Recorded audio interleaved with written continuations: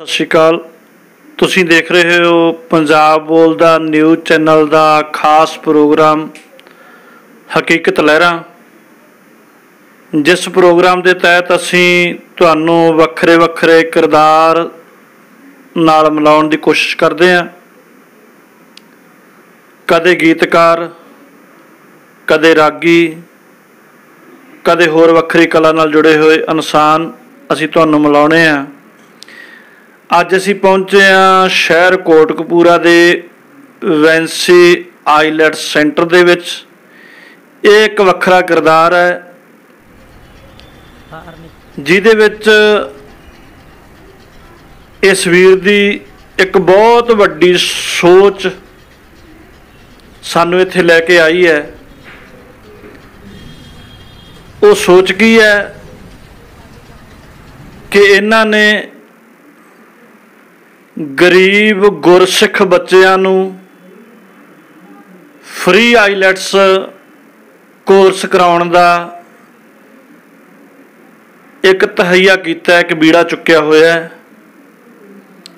ਸੋ ਅੱਜ ਅਸੀਂ ਉਸ ਵੀਰ ਦੇ ਕੋਲ ਪਹੁੰਚੇ ਹਾਂ ਇਸ ਕਰਕੇ ਕਿ ਆਈਲੈਟਸ ਸੈਂਟਰ ਦੇ ਵਿੱਚ ਫ੍ਰੀ ਕੋਰਸ ਕਦੇ ਵੀ ਕਿਸੇ ਨੂੰ ਨਹੀਂ ਕਰਵਾਇਆ ਜਾਂਦਾ, ਅੱਜ ਤੱਕ ਨਾ ਅਸੀਂ ਸੁਣਿਆ। ਸੋ ਆਓ ਉਸ ਵੀਰ ਨਾਲ, ਜਿਹੜੇ ਇਸ ਇੰਸਟੀਚਿਊਟ ਦੇ ਮਾਲਕ ਨੇ, ਜਿਹੜੇ ਆਈਲੈਟਸ ਸੈਂਟਰ ਦੇ ਮਾਲਕ ਨੇ, ਉਸ ਵੀਰ ਨਾਲ ਤੁਹਾਡੀ ਮੁਲਾਕਾਤ ਕਰਾਉਂਦੇ ਹਾਂ। ਬਾਈ ਹਰਵਿੰਦਰ ਸਿੰਘ ਜੀ ਵੈਂਸੀ ਸਾਹਿਬ ਸਾਡੇ ਨਾਲ ਨੇ। ਸਭ ਤੋਂ ਪਹਿਲਾਂ ਅਸੀਂ ਪੰਜਾਬ ਬੋਲਦਾ ਨਿਊਜ਼ ਚੈਨਲ 'ਤੇ ਇਹਨਾਂ ਦਾ ਵੈਲਕਮ ਕਰਦੇ ਹਾਂ। ਸਤਿ ਸ਼੍ਰੀ ਅਕਾਲ ਬਾਈ ਜੀ, ਪੰਜਾਬ ਬੋਲਦਾ ਨਿਊਜ਼ ਚੈਨਲ 'ਤੇ ਤੁਹਾਡਾ ਧੰਨਵਾਦ। ਸਤਿ ਸ਼੍ਰੀ ਅਕਾਲ ਜੀ। ਪੰਜਾਬ ਬੋਲਦਾ ਦੇ ਸਾਰੀ ਟੀਮ ਦਾ ਵੈਂਸੀ ਇੰਸਟੀਚਿਊਟ 'ਤੇ ਪਹੁੰਚਣ 'ਤੇ ਬਹੁਤ ਬਹੁਤ ਧੰਨਵਾਦ ਜੀ।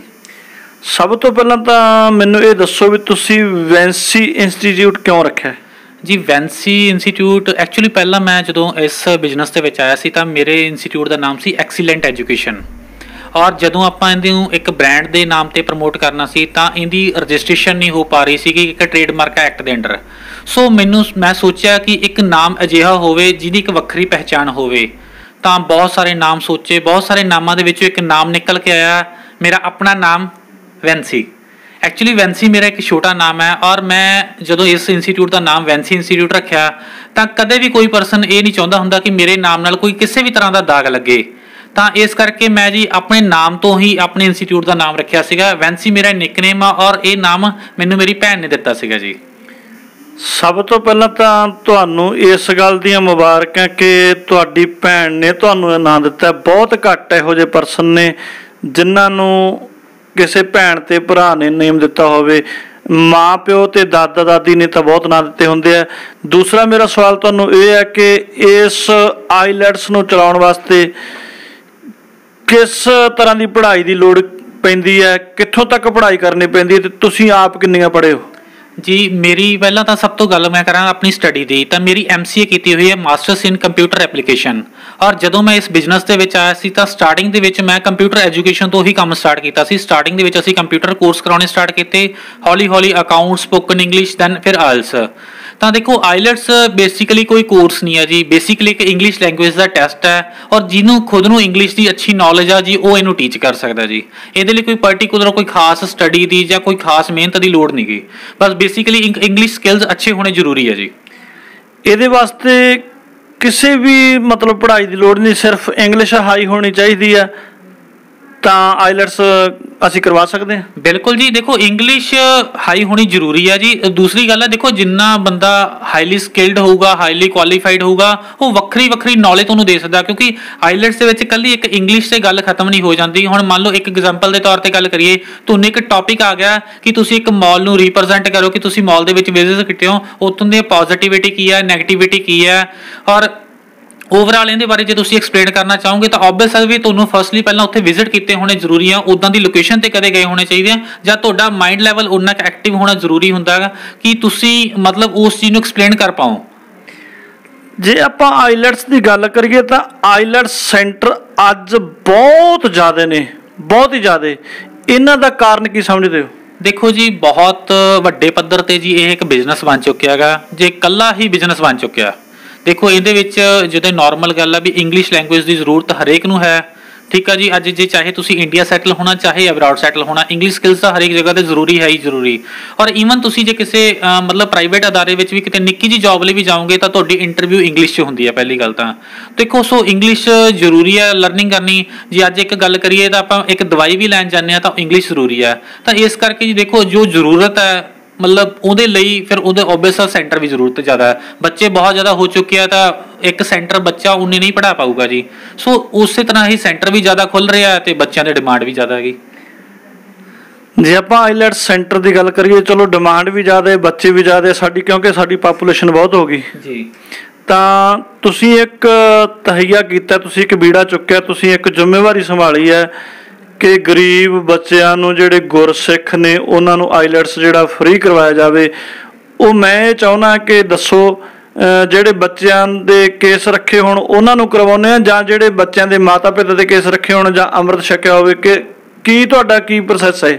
ਦੇਖੋ ਜੀ ਪਹਿਲੀ ਗੱਲ ਤਾਂ ਇਹ ਹੈ ਵੀ ਮਾਤਾ ਪਿਤਾ ਦੇਖੋ ਜ਼ਰੂਰੀ ਨਹੀਂ ਹੁੰਦਾ ਕਿ ਜਿਹੜੇ ਮਾਤਾ ਪਿਤਾ ਗੁਰਸਿੱਖ ਹੈਗੇ ਤੇ ਉਹਨਾਂ ਦੇ ਬੱਚੇ ਵੀ ਗਾਂ ਗੁਰਸਿੱਖ ਹੋਣ।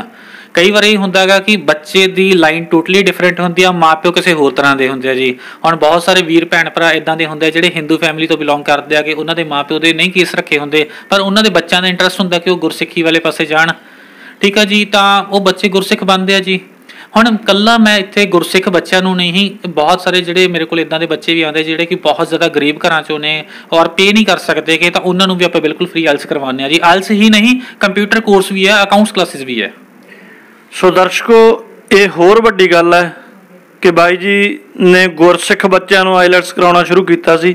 ਤਾਂ ਅੱਜ ਬਿਲਕੁਲ ਜਿਹੜੇ ਮਾਪੇ ਆਪਣੇ ਬੱਚਿਆਂ ਨੂੰ ਨਹੀਂ ਪੜ੍ਹਾ ਪਾ ਰਹੇ ਜਾਂ ਉਹਨਾਂ ਨੂੰ ਹਾਈ ਐਜੂਕੇਸ਼ਨ ਨਹੀਂ ਦੇ ਰਹੇ, ਭਾਵੇਂ ਉਹ ਕੰਪਿਊਟਰ ਕੋਰਸ ਦੀ ਗੱਲ ਹੋਵੇ, ਭਾਵੇਂ ਉਹ ਆਈਲੈਟਸ ਦੀ ਗੱਲ ਹੋਵੇ, ਕਿਸੇ ਵੀ ਧਰਮ ਦੇ ਨਾਲ ਉਹ ਬੱਚਾ ਡਿਪੈਂਡ ਹੋਵੇ, ਤਾਂ ਉਹਨਾਂ ਨੂੰ ਬਿਲਕੁਲ ਫ੍ਰੀ ਐਜੂਕੇਸ਼ਨ ਦਿੱਤੀ ਜਾਂਦੀ ਹੈ। ਤਾਂ ਕੋਈ ਵੀ ਆ ਕੇ ਇਸ ਸੈਂਟਰ ਦੇ ਵਿੱਚ ਵਿਜ਼ਿਟ ਕਰ ਸਕਦਾ ਹੈ। ਤੁਹਾਡੇ ਵੱਲੋਂ ਕੋਈ ਉਹਦੇ 'ਚ ਪਾਬੰਦੀ ਨਹੀਂ ਹੈ? ਨਹੀਂ ਜੀ, ਬਿਲਕੁਲ ਕਿਸੇ ਤਰ੍ਹਾਂ ਦੀ ਕੋਈ ਪਾਬੰਦੀ ਨਹੀਂ, ਪਰ ਇੱਕ ਸ਼ਰਤ ਜ਼ਰੂਰ ਆ ਜੀ, ਬੱਚਾ ਵਾਕਈ ਹੀ ਨੀਡੀ ਹੋਣਾ ਚਾਹੀਦਾ, ਗਰੀਡੀ ਨਹੀਂ ਹੋਣਾ ਚਾਹੀਦਾ ਜੀ। ਨੀਡੀ ਹੋਵੇ ਬੱਚਾ, ਵਾਕਈ ਲੋੜਵੰਦ ਹੋਵੇ ਔਰ ਪੜ੍ਹਨ ਦੇ ਵਿੱਚ ਇੰਟਰਸਟ ਰੱਖਦਾ ਹੋਵੇ। ਅਗਰ ਪੜ੍ਹਨਾ ਚਾਹੂਗਾ ਜੀ, ਮੈਂ ਬਿਲਕੁਲ ਫ੍ਰੀ ਆਫ ਕਾਸਟ ਆਇਲਸ ਕਰਾਊਂਗਾ ਜੀ, ਕੰਪਿਊਟਰ ਕੋਰਸ ਕਰਾਊਂਗਾ, ਅਕਾਊਂਟਸ ਕਰਾਊਂਗਾ ਜੀ। ਠੀਕ ਆ ਜੀ। ਔਰ ਮੈਂ ਇਹ ਚੀਜ਼ ਕਰਨ ਦੀ ਸ਼ੁਰੂਆਤ ਐਕਚੁਅਲੀ ਮੈਂ ਥੋੜ੍ਹਾ ਜਿੱਦਾਂ ਸ਼ਾਇਦ ਤੁਸੀਂ ਮੈਨੂੰ ਦੇਖ ਰਹੇ ਹੋਗੇ, ਇੱਕ ਸਿੱਖ ਧਰਮ ਤੋਂ ਬਿਲੋਂਗ ਕਰਦਾ ਜੀ। ਔਰ ਜੇ ਆਪਾਂ ਗੱਲ ਕਰੀਏ ਸਿੱਖ ਧਰਮ ਦੇ ਵਿੱਚ ਇੱਕ ਦਸਵੰਧ ਕੱਢਣ ਦਾ ਰਿਵਾਜ ਹੁੰਦਾ ਜੀ। ਔਰ ਮੈਂ ਦਸਵੰਧ ਕਦੇ ਵੀ ਗੁਰਦੁਆਰੇ, ਮੰਦਿਰ ਜਾਂ ਡੇਰੇ ਜਾਂ ਕਿਸੇ ਹੋਰ ਜਗ੍ਹਾ 'ਤੇ ਜਾਂ ਲੰਗਰ ਲਾ ਕੇ ਨਹੀਂ ਕੱਢਦਾ। ਮੇਰਾ ਦਸਵੰਧ ਨਿਕਲਦਾ ਹੀ ਇਸ ਤਰੀਕੇ ਨਾਲ ਹੈ ਜੀ। ਸੋ ਤੁਸੀਂ ਇਸ ਤਰੀਕੇ ਨਾਲ ਦਸਵੰਧ ਜਿਹੜਾ ਕੱਢ ਰਹੇ ਹੋ। ਤੇ ਪਰ ਮੇਰਾ ਇੱਕ ਸਵਾਲ ਹੋਰ ਮੇਰੇ ਜ਼ਿਹਨ 'ਚ ਆਇਆ ਕਿ ਜਿਹੜੇ ਅੱਜ ਪੰਜਾਬ ਦੇ ਵਿੱਚ ਜਿਹੜਾ ਰੁਝਾਨ ਵਧਿਆ ਹੋਇਆ, ਬੱਚੇ ਆਈਲੈਟਸ ਕਰ ਰਹੇ ਆ, ਕੰਪਿਊਟਰ ਕੋਰਸ ਕਰ ਰਹੇ ਆ, ਜ਼ਿਆਦਾਤਰ ਆਈਲੈਟਸ ਕਰਕੇ ਬਾਹਰ ਨੂੰ ਜਾ ਰਹੇ ਆ, ਇਸ ਤਰੀਕੇ ਨੂੰ ਤੁਸੀਂ ਕਿਸ ਤਰ੍ਹਾਂ ਦੇਖਦੇ ਹੋ? ਦੇਖੋ ਜੀ, ਸਮਾਂ ਬੱਚੇ ਪਹਿਲਾਂ ਵੀ ਬਾਹਰ ਜਾਂਦੇ ਸੀ। ਪੁਰਾਣੇ ਲੋਕ ਵੀ, ਜੇ ਤੁਸੀਂ ਅੱਜ ਤੋਂ 10 ਸਾਲ ਪਹਿਲਾਂ ਦੀ ਗੱਲ ਕਰੋਗੇ, ਪਹਿਲਾਂ ਵੀ ਲੋਕੀ ਬਾਹਰ ਜਾਂਦੇ ਸੀ, ਪਰ ਉਦੋਂ ਇੰਨਾ ਸੌਖਾ ਨਹੀਂ ਸੀਗਾ। ਅੱਜ ਕੱਲ੍ਹ ਦੇਖੋ ਜੀ, ਕੰਟਰੀਆਂ ਨੇ ਕੀ ਹੈ ਕਿ ਉਹਨਾਂ ਨੂੰ ਵੀ ਕੰਟਰੀਆਂ ਨੂੰ ਸਟੂਡੈਂਟ ਚਾਹੀਦੇ ਇੱਕ ਚੰਗੇ। ਕੁਛ ਬੱਚਿਆਂ ਨੂੰ ਇੱਥੋਂ ਅਨਸੇਫ ਫੀਲ ਕਰਦੇ ਆ ਕਿ ਉਹਨਾਂ ਨੂੰ ਲੱਗਦਾ ਕਿ ਸਾਡਾ ਫਿਊਚਰ ਇੱਥੇ ਸਿਕਿਉਰ ਨਹੀਂ ਆ, ਇੱਥੇ ਅਨਇੰਪਲੋਇਮੈਂਟ ਬਹੁਤ ਜ਼ਿਆਦਾ ਹੈਗਾ। ਸੋ ਇਸ ਕਰਕੇ ਉਹ ਬੱਚੇ ਬਾਹਰ ਨੂੰ ਜਾ ਰਹੇ ਆ ਜੀ। ਜੇ ਆਪਾਂ ਆਪਣੇ ਇਸ ਪੰਜਾਬ ਦੀ ਗੱਲ ਕਰੀਏ ਜਾਂ ਆਪਣੇ ਪੂਰੇ ਭਾਰਤ ਦੀ ਗੱਲ ਕਰੀਏ, ਤੁਸੀਂ ਕਿਹਾ ਵੀ ਅਨਸੇਫ ਫੀਲ ਕਰਦੇ ਆ, ਫਿਊਚਰ ਸਿਕਿਉਰ ਨਹੀਂ ਹੁੰਦਾ ਬੱਚਿਆਂ ਦਾ, ਤੇ ਤੁਹਾਨੂੰ ਲੱਗਦਾ ਵੀ ਸਾਡਾ ਵੀ ਇੱਥੇ ਫਿਊਚਰ ਸਿਕਿਉਰ ਨਹੀਂ, ਜਾਂ ਅਸੀਂ ਜਾਂ ਇੱਥੇ ਸੈੱਟ ਨਹੀਂ ਹੋ ਸਕਦੇ? ਨਹੀਂ ਜੀ, ਮੈਨੂੰ ਨਹੀਂ ਇਹ ਚੀਜ਼ ਲੱਗਦੀ। ਕਿ ਰੀਜ਼ਨ ਕੀ ਹੈ ਜੀ? ਦੇਖੋ, ਮਿਹਨਤੀ ਬੰਦੇ ਲਈ ਇੱਥੇ ਵੀ ਬਹੁਤ ਕੁਛ ਹੈਗਾ, ਤੇ ਜਿਹੜੇ ਬੰਦੇ ਮੈਂ ਕਹਾਂ ਵਿਹਲੇ ਆ ਜਾਂ ਕੰਮ ਕਰਨ ਦੀ ਇੱਛਾ ਨਹੀਂ ਰੱਖਦੇ, ਕਿ ਉਹ ਨਾ ਤਾਂ ਉਹ ਇੱਥੇ ਸੈੱਟ ਹੁੰਦੇ ਆ ਤੇ ਨਾ ਉਹ ਉੱਥੇ ਸੈੱਟ ਹੁੰਦੇ ਹੈਗੇ। ਬਸ ਮਿਹਨਤ ਕਰਨ ਵਾਲੇ ਬੱਚੇ ਲਈ ਹਰੇਕ ਜਗ੍ਹਾ ਤੇ ਰੁਜ਼ਗਾਰ ਹੈ ਜੀ। ਮੇਰੀ ਸੋਚਣੀ ਤਾਂ ਇਹ ਹੈ। ਠੀਕ ਹੈ ਦਰਸ਼ਕੋ, ਇਹ ਬਾਈ ਜੀ ਨੇ ਬਹੁਤ ਵਧੀਆ ਗੱਲ ਕੀਤੀ ਹੈ ਕਿ ਰੁਜ਼ਗਾਰ ਜਿੱਥੇ ਤੁਸੀਂ ਰਹਿੰਦੇ ਹੋ ਉੱਥੇ ਵੀ ਬਣ ਸਕਦਾ। ਜਿੱਥੇ ਤੁਸੀਂ ਜਾਂਦੇ ਹੋ, ਭਾਵੇਂ ਤੁਸੀਂ ਕੈਨੇਡਾ ਜਾਓ, ਭਾਵੇਂ ਅਮਰੀਕਾ ਜਾਓ, ਭਾਵੇਂ ਤੁਸੀਂ ਜਿੱਥੇ ਮਰਜ਼ੀ ਜਾਓ, ਮਿਹਨਤ ਤਾਂ ਤੁਹਾਨੂੰ ਕਰਨੀ ਪਊਗੀ। ਹੋਵੇ ਨਾ ਤਾਂ ਇੱਥੇ ਹੀ ਆਪਾਂ ਪੰਜਾਬ ਦੇ ਵਿੱਚ ਰਹਿ ਕੇ ਪੰਜਾਬ ਨੂੰ ਸੋਨੇ ਦੀ ਚਿੜੀ ਬਣਾ ਦਈਏ ਤੇ ਮਿਹਨਤ ਕਰ ਲਈਏ। ਤਾਂ ਦੂਸਰੀ ਗੱਲ ਬਾਈ ਜੀ, ਮੇਰੇ ਇੱਕ ਦਿਮਾਗ ਦੇ ਵਿੱਚ ਹੋਰ ਆਈ ਸੀ ਕਿ ਸੁਣਨ ਦੇ ਵਿੱਚ ਤੇ ਵੇਖਣ ਦੇ ਵਿੱਚ ਇਹ ਆਇਆ ਕਿ ਆਈਲੈਟਸ ਜਿਹੜੇ ਸੈਂਟਰ ਨੇ ਉਹ ਫੀਸਾਂ ਬੜੀਆਂ ਲੈ ਰਹੇ ਆ, ਐਡਵਾਂਸ ਲੈ ਰਹੇ ਆ, ਕੋਈ ਕੁਛ ਕਰ ਰਿਹਾ, ਕੋਈ ਕੁਛ ਕਰ ਰਿਹਾ। ਇਹਨੂੰ ਤੁਸੀਂ ਕਿਸ ਤਰ੍ਹਾਂ ਦੇਖਦੇ ਹੋ? ਕੀ ਹੋਣਾ ਚਾਹੀਦਾ? ਦੇਖੋ ਜੀ, ਫੀਸਾਂ ਐਡਵਾਂਸ ਲੈਣ ਦਾ ਕਾਰਨ ਤਾਂ ਜ਼ਰੂਰੀ ਹੈ ਜੀ। ਦੇਖੋ ਬਹੁਤ ਸਾਰੇ ਬੱਚੇ ਇਦਾਂ ਦੇ ਹੁੰਦੇ ਆ ਕਿ ਕਈ ਸੈਂਟਰਾਂ ਦੇ ਵਿੱਚ ਪੜ੍ਹਦੇ ਆ, ਜੇ ਆਪਾਂ ਕਹੀਏ ਮਹੀਨੇ ਬਾਅਦ, ਜਾਂ ਕਿਉਂਕਿ ਇੱਥੇ ਕੋਈ ਬਹੁਤੇ ਵੱਡੇ ਲੰਮੀ ਕੋਚਿੰਗ ਤਾਂ ਹੁੰਦੀ ਨਹੀਂ। ਆਇਲਸ ਦੀ ਕੋਚਿੰਗ ਕੋਈ ਬੱਚਾ ਮਹੀਨਾ ਲੈਂਦਾ, ਕੋਈ 2 ਮਹੀਨੇ ਲੈਂਦਾ, ਕੋਈ 3 ਮਹੀਨੇ ਲੈਂਦਾ। ਹਾਂ, ਬਟ ਕੋਈ ਜਿਹੜੇ ਬੱਚੇ ਬਹੁਤ ਜ਼ਿਆਦਾ ਵੀਕ ਨੇ ਉਹਨੂੰ 6-6 ਮਹੀਨੇ ਵੀ ਲਗਾ ਦਿੰਦੇ ਆ। ਹੁਣ ਫੀਸ ਐਡਵਾਂਸ ਲੈਣ ਦਾ ਇੱਕੋ ਇੱਕ ਕਾਰਨ ਹੁੰਦਾ ਜੀ, ਆਪਾਂ ਚਾਹੇ ਸਕੂਲ ਲੱਗ ਜੇ, ਕਾਲਜ ਲੱਗ ਜੇ, ਫੀਸਾਂ ਤਾਂ ਉੱਥੇ ਵੀ ਐਡਵਾਂਸ ਜਾਂਦੀਆਂ ਜੀ। ਇਹਦੇ ਨਾਲ ਕੋਈ ਵੱਖਰਾ ਅੜਬਨ ਨਹੀਂ, ਪਰ ਕਈ ਵਾਰ ਇਹ ਹੁੰਦਾ ਬੱਚੇ ਕੋਰਸ ਕਰਕੇ ਚੱਲ ਜਾਂਦੇ ਆ ਜੀ। ਹੁਣ ਇੰਸਟੀਚਿਊਟ ਵਾਲੇ ਜਾਂ ਕੋਚਿੰਗ ਸੈਂਟਰ ਵਾਲੇ ਉਹਨਾਂ ਦੇ ਘਰ ਜਾ ਕੇ ਤਾਂ ਫੀਸ ਲਿਆ ਨਹੀਂ ਸਕਦੇ, ਸੋ ਇਸ ਕਰਕੇ ਫੀਸਾਂ ਉਹ ਐਡਵਾਂਸ ਲੈਂਦੇ ਆ। ਫੀਸ ਜ਼ਿਆਦਾ ਹੋਣ ਦਾ ਕਾਰਨ ਇਹ ਹੈ ਜੀ, ਦੇਖੋ ਜਦੋਂ ਬੱਚਾ ਇੱਕ ਇੰਟਰਨੈਸ਼ਨਲ ਸਟੱਡੀ ਕਰਨ ਲਈ, ਬੱਚਾ ਆਇਲਸ ਉਹੀ ਕਰਦਾ ਬੱਚਾ ਜਿਹਨੇ ਇੰਟਰਨੈਸ਼ਨਲ ਸਟੱਡੀ ਕਰਨੀ ਹੈ, ਪਹਿਲੀ ਗੱਲ ਤਾਂ। ਦੂਸਰੀ ਗੱਲ ਇਹ ਹੈ ਜੀ, ਜਦੋਂ ਉਹਨੂੰ ਉਸ ਤਰ੍ਹਾਂ ਦਾ ਇਨਵਾਇਰਮੈਂਟ ਦੇਣਾ ਪੈਂਦਾ ਹੈਗਾ, ਪ੍ਰੋਪਰ AC ਕਲਾਸਿਸ ਦਾ ਇਨਵਾਇਰਮੈਂਟ, ਸਟੱਡੀ ਮਟੀਰੀਅਲ ਬਹੁਤ ਜ਼ਿਆਦਾ ਹੋ ਜਾਂਦਾ ਹੈਗਾ, ਸੋ ਖਰਚੇ ਵੀ ਜ਼ਿਆਦਾ ਜੀ। ਜਿਵੇਂ ਤੁਸੀਂ ਕਹਿ ਰਹੇ ਹੋ ਵੀ ਸਾਨੂੰ ਫੀਸਾਂ ਐਡਵਾਂਸ ਲੈਣੀਆਂ ਪੈਂਦੀਆਂ, ਜਾਂ ਅਸੀਂ ਫੀਸਾਂ ਜ਼ਿਆਦਾ ਤਾਂ ਲੈਂਦੇ ਕਿ ਸਾਨੂੰ ਐਨਵਾਇਰਮੈਂਟ ਉਸ ਤਰ੍ਹਾਂ ਦਾ ਦੇਣਾ ਪੈਂਦਾ, ਸਾਨੂੰ ਸਾਰਾ ਕੁਛ ਉਸ ਤਰ੍ਹਾਂ ਦਾ ਕਰਨਾ ਪੈਂਦਾ। ਚਲੋ ਇਹ ਜਾਇਜ਼ ਆ, ਪਰ ਤੁਹਾਨੂੰ ਨਹੀਂ ਲੱਗਦਾ ਕਿ ਸਾਡੀ ਜਿਹੜੀ ਨੌਜਵਾਨ ਪੀੜ੍ਹੀ ਜ਼ਿਆਦਾ ਆਈਲੈਟਸ ਵੱਲ ਜਾ ਰਹੀ ਹੈ, ਬਾਹਰ ਜਾਣ ਦੇ ਤਰੀਕਿਆਂ ਵੱਲ ਜਾ ਰਹੀ ਹੈ? ਜਿਵੇਂ ਅਸੀਂ ਆਪਣਾ ਵਾਤਾਵਰਨ ਖਰਾਬ ਕਰ ਲਿਆ, ਐਨਵਾਇਰਮੈਂਟ ਤਾਂ ਅਸੀਂ ਪਹਿਲਾਂ ਹੀ ਖਰਾਬ ਕਰੀ ਬੈਠੇ ਹਾਂ, ਤਾਂ ਤੁਹਾਨੂੰ ਨਹੀਂ ਲੱਗਦਾ ਕਿ ਆਉਣ ਵਾਲੇ 10, 15, 20 ਸਾਲਾਂ ਦੇ ਵਿੱਚ ਅਸੀਂ ਆਪਣੀ ਨੌਜਵਾਨ ਪੀੜ੍ਹੀ ਨੂੰ ਵੀ ਇੱਥੋਂ ਕੱਢ ਲਾਂਗੇ? ਨੌਜਵਾਨ ਪੀੜ੍ਹੀ ਨੂੰ ਇੱਥੇ ਰਹਿ ਕੇ ਰੁਜ਼ਗਾਰ ਮਿਲ ਜਾਵੇ, ਉਹ ਨਹੀਂ ਵਧੀਆ? ਜਾਂ ਤੁਸੀਂ ਇਹ ਕਦੇ ਸੋਚਿਆ ਨਹੀਂ ਜਾਂ ਕਿਹਾ ਨਹੀਂ ਕਿਸੇ ਨੂੰ? ਦੇਖੋ ਜੀ, ਮੇਰੇ ਕੋਲੇ ਜਦੋਂ ਕੋਈ ਬੱਚਾ ਮਤਲਬ ਵਿਜ਼ਿਟ ਕਰਦਾ ਗਾ ਕਿ ਅਸੀਂ ਸਰ ਆਇਲਸ ਕਰਨਾ ਗਾ, ਔਰ ਮੇਰਾ ਸਭ ਤੋਂ ਪਹਿਲਾ ਸਵਾਲ ਹੀ ਹੁੰਦਾ ਗਾ ਆਇਲਸ ਕਿਉਂ ਕਰਨੀ ਹੈ। ਬੱਚੇ ਦਾ ਮੋਸਟਲੀ ਸਵਾਲ ਹੁੰਦੇ ਆ ਜੀ, ਮਤਲਬ ਆਨਸਰ ਹੁੰਦਾ ਉਸ ਤੋਂ ਬਾਅਦ ਕਿ ਸਰ ਉੱਥੇ ਫਿਊਚਰ ਸਿਕਿਉਰ ਆ ਜੀ, ਉੱਥੇ ਇੱਦਾਂ ਉੱਦਾਂ।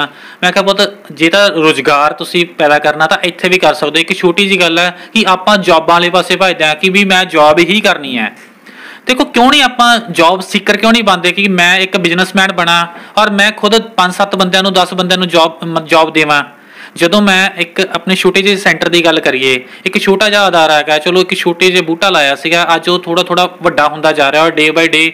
ਪਹਿਲਾਂ ਮੈਂ ਇਕੱਲੇ ਨੇ ਕੰਮ ਸਟਾਰਟ ਕੀਤਾ, ਇਕੱਲਾ ਪੜ੍ਹਾਉਂਦਾ ਸੀ, ਇਕੱਲੇ ਸਾਰੇ ਕੰਮ ਕਰਦਾ ਸੀ, ਫਿਰ ਹੌਲੀ ਹੌਲੀ 2 ਹੋਏ, 4 ਹੋਏ, 6 ਹੋਏ। ਹੁਣ ਅੱਜ ਇਸ ਇੱਕ ਛੋਟੇ ਜਿਹੇ ਸੈਂਟਰ ਤੋਂ 10 ਤੋਂ 15 ਬੰਦਿਆਂ ਦਾ ਰੁਜ਼ਗਾਰ ਚੱਲਦਾ ਜੀ, 10-15 ਬੰਦਿਆਂ ਦਾ ਪਰਿਵਾਰ ਚੱਲਦਾ ਹੈ। ਤਾਂ ਕਿਉਂ ਨਹੀਂ ਹੁਣ ਇਹਦੇ ਨਾਲ ਕੀ ਹੈ, ਮੈਨੂੰ ਇੱਕ ਛੋਟਾ ਜਿਹਾ ਇਨੀਸ਼ੀਏਟਿਵ ਕਰਨਾ ਪਿਆ, ਉਹਦੇ ਨਾਲ 5-7-10 ਬੰਦਿਆਂ ਦਾ ਰੁਜ਼ਗਾਰ ਹੋਰ ਜੁੜਿਆ ਜੀ। ਤਾਂ ਮੈਂ ਤਾਂ ਕਹਿੰਦਾ ਕਿ ਬੱਚੇ ਇੱਥੇ ਮਿਹਨਤ ਕਰਨ ਔਰ ਆਪਣਾ ਜੋ ਕਰੀਅਰ ਬਣਾਉਣਾ ਚਾਹੁੰਦੇ ਆ ਇੱਥੇ ਵੀ ਮਿਹਨਤ ਕਰਕੇ ਕਰ ਸਕਦੇ ਆ ਜੀ। ਜਿਹੜੀ ਤੁਸੀਂ ਗੱਲ ਕੀਤੀ ਹੈ 10-15 ਪਰਿਵਾਰਾਂ ਨੂੰ ਚਲੋ ਤੁਹਾਡੇ ਜ਼ਰੀਏ ਰੋਟੀ ਮਿਲ ਰਹੀ ਹੈ ਜਾਂ ਰੁਜ਼ਗਾਰ ਚੱਲ ਰਿਹਾ ਹੈ, ਤਾਂ ਤੁਹਾਡੇ ਕੋਲੇ 10-15 ਉਹਨਾਂ ਟੀਚਰਾਂ ਵਾਸਤੇ ਬੱਚੇ ਕਿੰਨੇ ਇੰਸਟੀਚਿਊਟ ਦੇ ਵਿੱਚ? ਜੇ ਇੰਸਟੀਚਿਊਟ ਦੀ ਗੱਲ ਕਰੀਏ ਤਾਂ ਅਰਾਊਂਡ 40 ਤੋਂ 50 ਬੱਚੇ ਆਪਣੇ ਕੋਲੇ ਅਪਰੋਕਸੀਮੇਟ ਸਟੱਡੀ ਕਰ ਰਹੇ ਆ ਜੀ ਐਟ ਪ੍ਰੈਜ਼ੈਂਟ ਇੰਸਟੀਚਿਊਟ ਦੇ ਵਿੱਚ ਆਪਣੇ। ਸਾਰੇ ਜੇ ਆਪਾਂ ਗੱਲ ਕਰੀਏ ਤਾਂ 40 ਤੋਂ 50 ਬੱਚੇ ਜਿਹੜੇ ਸਾਰੇ ਆਈਲੈਟਸ ਹੀ ਕਰ ਰਹੇ ਜਾਂ ਵੱਖ-ਵੱਖ ਕੋਰਸ ਕਿਹੜੇ ਕਰ ਰਹੇ? ਨਹੀਂ ਜੀ, ਵੱਖਰੇ ਕੋਰਸ ਕਰ ਰਹੇ ਆ ਜੀ। ਕੁਝ ਬੱਚੇ ਕੰਪਿਊਟਰ ਕੋਰਸ ਕਰਦੇ ਪਏ ਆ, ਕੁਝ ਅਕਾਊਂਟਸ ਕਰਦੇ ਪਏ ਆ, ਕੁਝ ਸਪੀਕਿੰਗ ਕਰਦੇ ਪਏ ਆ, ਕੁਝ ਆਈਲੈਟਸ ਕਰਦੇ ਪਏ ਆ ਜੀ। ਹਰੇਕ ਬੱਚਾ, ਦੇਖੋ ਜਿਹੜੇ ਬੱਚਿਆਂ ਨੇ ਇੰਡੀਆ ਸੈਟਲ ਹੋਣਾ ਜੀ, ਮੈਂ ਪਹਿਲਾਂ ਵੀ ਗੱਲ ਕੀਤੀ ਸੀ, ਇੰਡੀਆ ਸੈਟਲ ਹੋਣਾ ਚਾਹੇ ਅਬਰੋਡ ਸੈਟਲ ਹੋਣਾ, ਕੰਪਿਊਟਰ ਤੇ ਅਕਾਊਂਟਸ ਇੱਕ ਅਜਿਹੀ ਚੀਜ਼ ਹੈ ਵੀ ਜਿਹੜਾ ਬੱਚਾ ਇਹ ਛੋਟਾ ਜਿਹਾ ਕੋਰਸ ਕਰਕੇ ਵੀ ਇੱਥੇ ਵੀ ਆਪਣਾ ਰੁਜ਼ਗਾਰ ਹਾਸਲ ਕਰ ਸਕਦਾ ਜੀ। ਤਾਂ ਜੇਕਰ ਆਪਾਂ ਗੱਲ ਕਰੀਏ ਵੀ ਸਾਨੂੰ ਇੱਥੇ ਸੈਟਲ ਹੋਣ ਵਾਸਤੇ ਜ਼ਰੂਰੀ ਨਹੀਂ ਕਿ ਜੌਬ ਮਿਲ ਜਾਵੇ, ਸਾਨੂੰ ਆਪਣੇ ਆਪ ਵੀ ਕੋਈ ਨਾ ਕੋਈ ਰੁਜ਼ਗਾਰ ਲੱਭ ਲੈਣਾ ਚਾਹੀਦਾ, ਤਾਂ ਤੁਸੀਂ ਕੀ ਸਮਝਦੇ ਹੋ ਕਿ ਰੁਜ਼ਗਾਰ ਜਿਹੜਾ ਸਾਨੂੰ ਉਹ ਨਾ ਮਿਲਣਾ ਸਰਕਾਰਾਂ ਦੀ ਜ਼ਿੰਮੇਵਾਰੀ ਹੈ ਕਿ ਸਾਡੀ ਆਪਣੀ ਜ਼ਿੰਮੇਵਾਰੀ ਹੈ? ਦੇਖੋ ਜੀ, ਸਰਕਾਰਾਂ ਦੀ ਵੀ ਜ਼ਿੰਮੇਵਾਰੀ ਹੈ ਤੇ ਕੁਝ ਆਪਣੇ ਵੀ ਫਰਜ਼ ਬਣਦੇ ਆ ਜੀ। ਹੁਣ ਆਪਾਂ ਕੱਲੀ ਡੋਰ ਸਰਕਾਰਾਂ ਤੇ ਸੁੱਟ ਦਈਏ ਉਹ ਵੀ ਗਲਤ ਹੈ, ਤੇ ਜੇ ਆਪਾਂ ਕੱਲਾ ਦੋਸ਼ ਆਪਦੇ ਸਿਰ ਤੇ ਵੀ ਮੜ ਲਈਏ ਉਹ ਵੀ ਗਲਤ ਹੈ ਜੀ। ਦੇਖੋ ਹੁਣ ਅੱਜ ਕੱਲ ਬੱਚਿਆਂ ਦੀ, ਜੇ ਮੈਂ ਹੁਣ ਪਿਛਲੇ ਕੱਲ ਪਰਸੋਂ ਇੱਕ ਗਵਰਨਮੈਂਟ ਬॉयਜ਼ ਸਕੂਲ ਦੇ ਵਿੱਚ ਇੱਕ ਜੌਬ ਫੈਸਟ ਹੋਇਆ ਸੀਗਾ ਜੀ। ਉੱਥੇ ਮੈਂ ਆਪਣੇ ਇੰਸਟੀਚਿਊਟ ਵੱਲੋਂ ਮਤਲਬ ਇੱਕ ਸਾਨੂੰ ਕੁਝ ਸਟਾਫ ਦੀ ਜ਼ਰੂਰਤ ਸੀਗੀ ਔਰ ਮੈਂ ਉੱਥੇ ਪਹੁੰਚਿਆ, ਔਰ ਉੱਥੇ ਮੈਂ ਜਦੋਂ ਬੱਚਿਆਂ ਦੀ ਇੰਟਰਵਿਊਜ਼ ਕੰਡਕਟ ਕੀਤੀਆਂ ਗਈਆਂ ਜੌਬ ਲਈ, ਤਾਂ ਬੱਚੇ ਮੈਨੂੰ, ਜੇ ਮੈਂ ਅਰਾਊਂਡ 40% ਦੀ ਇੰਟਰਵਿਊ ਲਿੱਤੀ, 40% ਦੇ ਵਿੱਚੋਂ ਮੈਨੂੰ ਅਰਾਊਂਡ 3 to 4% ਹੀ ਇੱਦਾਂ ਦੇ ਮਿਲੇ ਕਿ ਜਿਹੜੇ ਸਕਿਲਡ ਸੀਗੇ, ਜਿਨ੍ਹਾਂ ਨੂੰ ਲੱਗਦਾ ਸੀ ਕਿ ਵਾਕਈ ਕੁਝ ਕਰਨ ਲਈ ਆਪਣੇ ਫਿਊਚਰ ਪ੍ਰਤੀ ਅਵੇਅਰ ਨੇ। ਹੁਣ ਜੇ ਮੈਂ ਗੱਲ ਕਰਾਂ ਵੀ ਹੁਣ ਜਿਹੜੇ ਪਿਛਲੇ ਬੱਚੇ ਹੈਗੇ ਉਹ ਕਿਉਂ ਨਹੀਂ, ਦੈਟ ਮੀਨ ਕਿ ਉਹਨਾਂ ਨੇ ਮਿਹਨਤ ਨਹੀਂ ਕੀਤੀ ਜਾਂ ਪੜ੍ਹੇ ਨਹੀਂਗੇ। ਜੇ ਆਪਾਂ ਗੱਲ ਕਰ ਲਈਏ ਵੀ ਜਿਹੜੇ ਬੱਚੇ ਤੁਸੀਂ ਕਹਿ ਰਹੇ ਹੋ ਵੀ ਜੌਬ ਲਈ ਸਿਕਿਉਰ ਨਹੀਂ ਸੀਗੇ, ਤਾਂ ਜਿਹੜੇ ਤੁਹਾਡੇ ਕੋਲ ਆਈਲੈਟਸ ਕਰਨ ਆਉਂਦੇ ਆ, ਮੈਂ ਤੁਹਾਡੇ ਇੰਸਟੀਚਿਊਟ ਤੇ ਕੋਈ ਕੁਐਸਚਨ ਮਾਰਕ ਨਹੀਂ ਲਾਉਣਾ ਚਾਹੁੰਦਾ, ਪਰ ਜ਼ਿਆਦਾਤਰ ਬੱਚੇ ਤੁਹਾਨੂੰ ਕਿਸ ਤਰ੍ਹਾਂ ਦਿਸਦੇ ਆ ਕਿ ਆਈਲੈਟਸ ਕਲੀਅਰ ਕਰ ਜਾਂਦੇ ਆ ਕਿ ਸਿਰਫ ਆਈਲੈਟਸ ਮਾਪਿਆਂ ਤੇ ਬੋਝ ਬਣ ਕੇ ਆਉਂਦੇ ਆ? ਦੇਖੋ ਜੀ, ਉਹ ਕਹਿੰਦੇ ਨਾ ਹਰੇਕ ਸਿੱਕੇ ਦੇ 2 ਪਹਿਲੂ, ਉਹੀ ਗੱਲ ਆ ਜੀ, ਦੋਨੋਂ ਪਾਸੇ ਹੀ ਗੱਲ ਚੱਲਦੀ ਆ ਜੀ। ਕੁਝ ਬੱਚੇ ਇਦਾਂ ਦੇ ਵੀ ਹੁੰਦੇ ਆ ਜਿਹੜੇ ਕਿ 10 ਦਿਨ ਦੇ ਵਿੱਚ 15 ਦਿਨ ਕੋਚਿੰਗ ਲੈਂਦੇ ਆ ਔਰ ਆਪਣਾ ਆਇਲਸ ਟੈਸਟ ਦੇ ਕੇ ਤੇ ਪੇਪਰ ਕਲੀਅਰ ਕਰਕੇ ਆਪਣੇ ਅਗਲੇ ਪ੍ਰੋਸੈਸ ਵਾਲੇ ਪਾਸੇ ਚੱਲ ਜਾਂਦੇ ਆ। ਔਰ ਕੁਝ ਬੱਚੇ ਇਦਾਂ ਦੇ ਵੀ ਹੁੰਦੇ ਆ ਜੀ ਜਿਹੜੇ ਬੱਚੇ ਕਿ 2-2 3-3 ਮਹੀਨੇ ਵੀ ਲਾਉਂਦੇ ਆ। ਔਰ ਮੇਰਾ ਇੱਕ ਇੰਸਟੀਚਿਊਟ ਦਾ ਇੱਕ ਸਿਸਟਮ ਬਣਾਇਆ ਹੋਇਆ ਜੀ, ਜਿਹੜਾ ਬੱਚਾ 2 ਤੋਂ 3 ਮਹੀਨੇ ਦੀ ਲੰਮੀ ਸੋਚ ਵੀ ਰਿਹਾ ਨਾ, ਮੈਂ ਉਹਨੂੰ ਕਹਿੰਦਾ ਨਾ ਪੁੱਤ ਐਡਮਿਸ਼ਨ ਨਾ ਲੈ, ਇਹਦੇ ਨਾਲੋਂ ਬੈਟਰ ਹੈ ਕਿ ਘਰੇ ਕਰ। ਕਿਉਂਕਿ ਇੱਕ ਛੋਟੀ ਜਿਹੀ ਗੱਲ ਹੈ ਕਿ ਨਾਰਮਲ ਛੋਟੇ ਤੋਂ ਛੋਟੇ ਸੈਂਟਰ ਦੀ ਵੀ ਫੀਸ 5000 ਤੋਂ ਲੈ ਕੇ 8000 ਰੁਪਏ ਤੱਕ ਫੀਸ ਹੋ ਗਈ ਪਰ ਮੰਥ ਦੀ। ਤੇ ਹੁਣ ਜੇ ਆਪਾਂ ਗੱਲ ਕਰੀਏ, ਜੇ 5000 ਰੁਪਇਆ ਵੀ ਲਾਈਏ ਤੇ 5 ਮਹੀਨੇ ਵੇ ਲਾਏ ਤਾਂ 25000 ਰੁਪਇਆ ਆਪਣੇ ਪਰਿਵਾਰ ਦਾ ਉਹਨੇ ਖਰਾਬ ਕਰਤਾਗਾ। ਔਰ ਉਹੀ 25000 ਰੁਪਇਆ ਮੈਂ ਕਹਿ ਕੇ ਬੱਚੇ ਨੂੰ ਕਹਿੰਦਾ ਕਿ ਤੂੰ ਕਿਸੇ ਨਾ ਕਿਸੇ ਤਰ੍ਹਾਂ ਦਾ ਕੋਈ ਹੋਰ ਸਟੱਡੀ ਕਰ ਲੈ, ਇੱਥੇ ਇੰਡੀਆ 'ਚ ਫਿਊਚਰ ਬਣਾ ਲੈ ਆਪਣਾ। ਅੱਛਾ, ਮੇਰੇ ਬਸ ਲਾਸਟ ਸਵਾਲ ਨੇ ਤੁਹਾਡੇ ਕੋਲੇ। ਜਿਹੜੇ ਤੁਸੀਂ ਕਿਹਾ ਵੀ ਜੇ ਕੋਈ ਬੱਚਾ 2-3 ਮਹੀਨੇ ਦਾ ਸੋਚ ਰਿਹਾ ਤੇ ਮੈਂ ਉਹਨੂੰ ਕਹਿੰਦਾ ਵੀ ਤੂੰ ਜਿਹੜੀ ਹੈਗੀ ਆ ਐਡਮਿਸ਼ਨ ਨਾ ਲੈ, ਇਹ ਤੁਸੀਂ ਕਿਵੇਂ ਦੇਖਦੇ ਹੋ? ਦੇਖੋ ਜੀ, ਮੈਂ ਹੁਣ ਜੇ ਬੱਚਿਆਂ ਦਾ ਦੇਖੋ, ਇੱਕ ਮਾਂ ਪਿਓ, ਮੈਂ ਇੱਕ ਪੇਰੈਂਟ ਬਣ ਕੇ ਵੀ ਮੇਰੇ ਕੋਲੇ ਵੀ ਇੱਕ ਛੋਟੀ ਜੀ ਬੱਚੀ ਆ ਜੀ। ਜੇ ਮੈਂ ਇੱਕ ਪੇਰੈਂਟ ਦੇ ਤਰ੍ਹਾਂ ਸੋਚਦਾ ਜੀ, ਮੇਰੇ ਲਈ ਕਿੱਡਾ ਵੱਡਾ ਬੋਝ ਹੋਊਗਾ ਜੀ ਜੇ ਮੇਰਾ ਬੱਚਾ 20-25000 ਰੁਪਇਆ ਇਦਾਂ ਹੀ ਖਰਾਬ ਕਰ ਦੂਗਾ। ਤਾਂ ਨਹੀਂ, ਤੁਸੀਂ ਇਹ ਕੱਢਦੇ ਕਿਸ ਤਰ੍ਹਾਂ ਬੱਚੇ ਦੇ ਵਿੱਚੋਂ, ਉਹਨੂੰ ਭਾਪਦੇ ਕਿਸ ਤਰ੍ਹਾਂ, ਦੇਖਦੇ ਕਿਸ ਤਰ੍ਹਾਂ ਕਿ ਇਹ ਬੱਚਾ ਆਈਲੈਟਸ ਜਿਹੜਾ 15 ਦਿਨਾਂ ਦੇ ਵਿੱਚ ਜਾਂ ਮਹੀਨੇ 'ਚ ਕਰ ਜੂਗਾ ਜਾਂ 3-4 ਮਹੀਨੇ ਲਾਊਗਾ, ਇਹ ਕਿਸ ਤਰ੍ਹਾਂ ਦੇਖਦੇ? ਦੇਖੋ ਜੀ, ਸਭ ਤੋਂ ਪਹਿਲਾਂ ਜਦੋਂ ਕੋਈ ਬੱਚਾ ਮੇਰੇ ਕੋਲ ਆਉਂਦਾ ਹੈਗਾ, ਸਭ ਤੋਂ ਪਹਿਲਾਂ ਅਸੀਂ ਇੱਕ ਉਹਦਾ ਟੈਸਟ ਲੈਂਦੇ ਹਾਂ ਛੋਟਾ ਜਿਹਾ।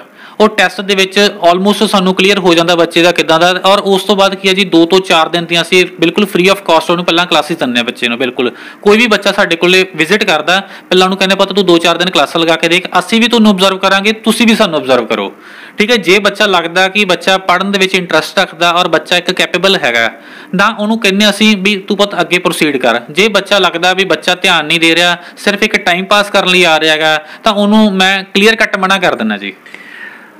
ਤਾਂ ਆਈਲੈਟਸ ਦੇ ਜਿਹੜੇ ਕੋਰਸ ਨੇ ਜਾਂ ਜਿਹੜੀਆਂ ਕਲਾਸਾਂ ਲੱਗਦੀਆਂ ਨੇ, ਇਹ ਮੋਸਟਲੀ ਕਿੰਨੇ ਸਮੇਂ ਤੱਕ ਹੋ ਸਕਦੀਆਂ? ਕੋਈ ਮਹੀਨਾ, ਕੋਈ 2 ਮਹੀਨੇ? ਤੁਹਾਡੇ ਹਿਸਾਬ ਨਾਲ ਕਿੰਨੇ ਚਿਰ 'ਚ ਬੱਚਾ ਆਈਲੈਟਸ ਕਰ ਸਕਦਾ? ਦੇਖੋ ਜੀ, ਫਿਰ ਉਹੀ ਗੱਲ ਵੀ ਬੱਚੇ ਦੀ ਹਰੇਕ ਦੀ ਵੱਖਰੀ ਵੱਖਰੀ ਕੈਪੇਬਿਲਿਟੀ ਹੈ। ਹੁਣ ਕੋਈ ਬੱਚੇ, ਮੈਂ ਤੁਹਾਨੂੰ ਪਹਿਲਾਂ ਵੀ ਦੱਸ ਚੁੱਕਾ, ਜਿੱਦਾਂ ਕਿ 10 ਦਿਨ 15 ਦਿਨ 20 ਦਿਨ 'ਚ ਵੀ ਕਲਾਸਿਸ ਲੈ ਕੇ ਬੱਚਾ ਕਲੀਅਰ ਕਰ ਜਾਂਦਾ ਹੈ। ਕਈ ਬੱਚੇ ਇਦਾਂ ਦੇ ਹੁੰਦੇ ਆ ਜੀ ਜਿਹੜੇ 6-6 ਮਹੀਨੇ ਵੀ ਲਗਾ ਜਾਂਦੇ ਆ। ਔਰ ਕਈ ਬੱਚੇ ਇਦਾਂ ਦੇ ਆ ਜੀ ਸਾਲ ਹੋ ਗਏ, 2-2 ਸਾਲ ਹੋ ਗਏ। ਕਈ ਸੈਂਟਰਾਂ ਦੇ ਜਦੋਂ ਅਸੀਂ ਬੱਚਿਆਂ ਨਾਲ ਗੱਲਬਾਤ ਕਰਦੇ ਆ, ਉਹਨਾਂ ਤੋਂ ਆਈਲੈਟਸ ਨਹੀਂ ਕਲੀਅਰ ਹੁੰਦੀ, ਉਹ ਸਿਰਫ ਟਾਈਮ ਪਾਸ ਕਰਨ ਹੀ ਜਾਂਦੇ ਇੰਸਟੀਚਿਊਟ ਦੇ ਵਿੱਚ। ਬਾਈ ਜੀ, ਇੱਕ ਸਵਾਲ ਮੇਰਾ ਇਹ ਹੈ ਕਿ ਜਿਹੜੇ ਆਈਲੈਟਸ ਵਾਲੇ ਬੱਚੇ ਆ ਜਾਂ ਆਮ ਤੌਰ 'ਤੇ ਟੈਲੀਵਿਜ਼ਨਾਂ ਦੇ ਵਿੱਚ ਜਿਹੜੇ ਮਸ਼ਹੂਰੀਆਂ ਉਹਦੀਆਂ ਕਹਿ ਲਓ, ਵੱਡੇ ਸ਼ਹਿਰਾਂ ਦੀਆਂ ਮਸ਼ਹੂਰੀਆਂ ਹੁੰਦੀਆਂ, ਉੱਥੇ ਕਿਹਾ ਜਾਂਦਾ ਹੈ ਕਿ ਰਿਫਿਊਜ ਕੇਸਾਂ ਵਾਲੇ ਜਿਹੜੇ ਬੱਚੇ ਆ ਉਹ ਵੀ ਮਿਲੋ। ਤਾਂ ਜਿਹੜੇ ਵਿਜੇ ਆ ਜਾਂ ਜਿਹੜੇ ਆਈਲੈਟਸ ਕੀਤੇ ਵਾਲੇ ਬੱਚਿਆਂ ਦੇ ਜਿਹੜੇ ਉਹ ਵਿਜੇ ਰਿਫਿਊਜ ਕਿਉਂ ਹੁੰਦੇ, ਉਹਦਾ ਕਾਰਨ ਕੀ ਹੈ? ਕਿ ਏਜੰਟਾਂ ਥਰੂ ਗਏ ਹੋਏ ਬੱਚੇ ਉਸ ਝਾਂਸੇ 'ਚ ਆ ਜਾਂਦੇ, ਇਹਦਾ ਕਾਰਨ ਕੀ ਸਮਝਦੇ ਹੋ? ਦੇਖੋ ਜੀ, ਇੱਕ ਅਟਰੈਕਟਿਵ ਐਡਵਰਟੀਜ਼ਮੈਂਟ, ਜਿਵੇਂ ਕਿ ਫੀਸ ਆਫਟਰ ਵੀਜ਼ਾ, ਠੀਕ ਹੈ, ਇਦਾਂ ਦੀ ਐਡਵਰਟਾਈਜ਼ਮੈਂਟ, ਸਾਰੇ ਪੈਸੇ ਵੀਜ਼ਾ ਲੱਗਣ ਤੋਂ ਬਾਅਦ ਲਓ ਜੀ, ਜਾਂ ਅਸੀਂ ਤੁਹਾਨੂੰ ਇੱਕ ਲੈਪਟਾਪ ਦੇਵਾਂਗੇ ਅਗਰ ਤੁਸੀਂ ਸਾਡੇ ਥਰੂ ਫਾਈਲ ਪ੍ਰੋਸੈਸ ਕਰਵਾਉਂਦੇ ਹੋ। ਤਾਂ ਇਦਾਂ ਦੀ ਐਡਵਰਟਾਈਜ਼ਮੈਂਟ ਬੱਚਿਆਂ ਨੂੰ ਬਹੁਤ ਜ਼ਿਆਦਾ ਅਟਰੈਕਟ ਕਰਦੀਆਂ ਔਰ ਬੱਚੇ ਇਹਨਾਂ ਦੇ ਝਾਂਸੇ ਵਿੱਚ ਆ ਕੇ ਆਪਣੀਆਂ ਫਾਈਲਾਂ, ਆਪਣੇ ਓਰੀਜਨਲ ਡਾਕੂਮੈਂਟ ਤੱਕ ਉਹਨਾਂ ਨੂੰ ਦੇ ਆਉਂਦੇ ਹੈਗੇ।